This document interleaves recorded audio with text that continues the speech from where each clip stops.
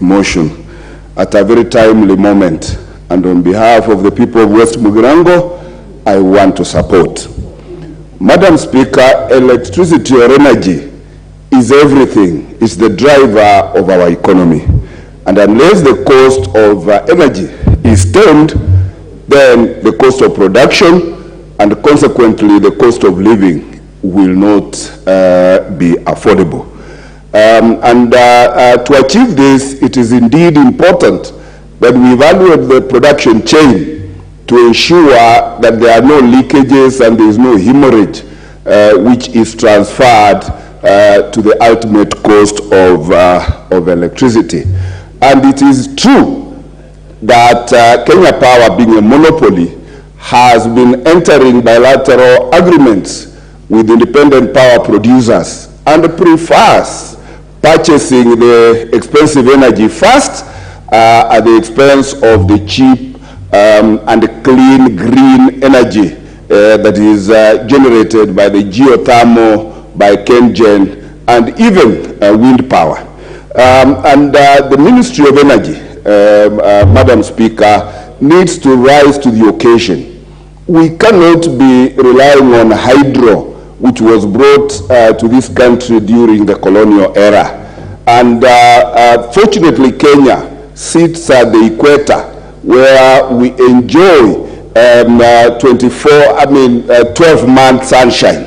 And it is real important that we consider as a country to do a radical shift from relying on hydro only and lay emphasis on solar energy.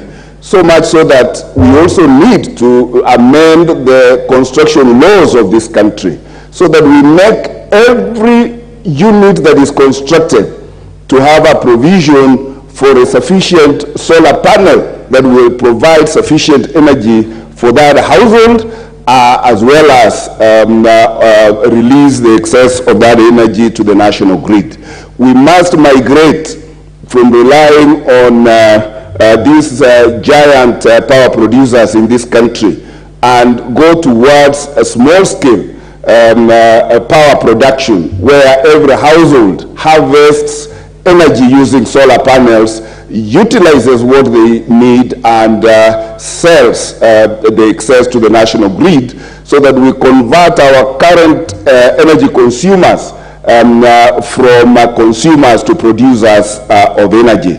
And it is really important that a country that is now 60 years old needs to look for ways of raising very cheap energy for driving the economy.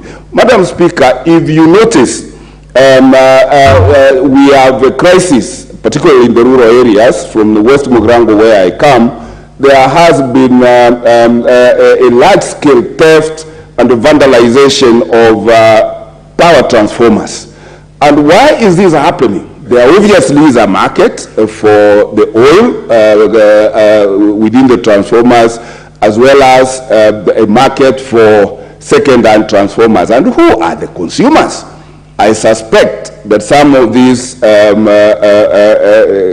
illegal stolen transformers and oils are being recycled back and sold again to the very people who are supposed to procure new transformers, and therefore the cost of all this is still transferred to the poor consumer.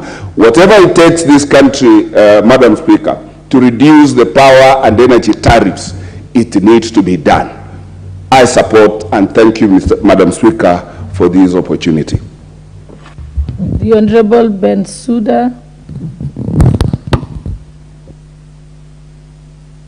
Madam Speaker, for giving me this opportunity, I want to make my contribution on the motion that has been brought by Honorable Jane Gigiri on reduced cost of electricity. I think there is no shortcut about this. This is quite critical. This is quite urgent. This is quite clear that it needs to be looked into with all stakeholders.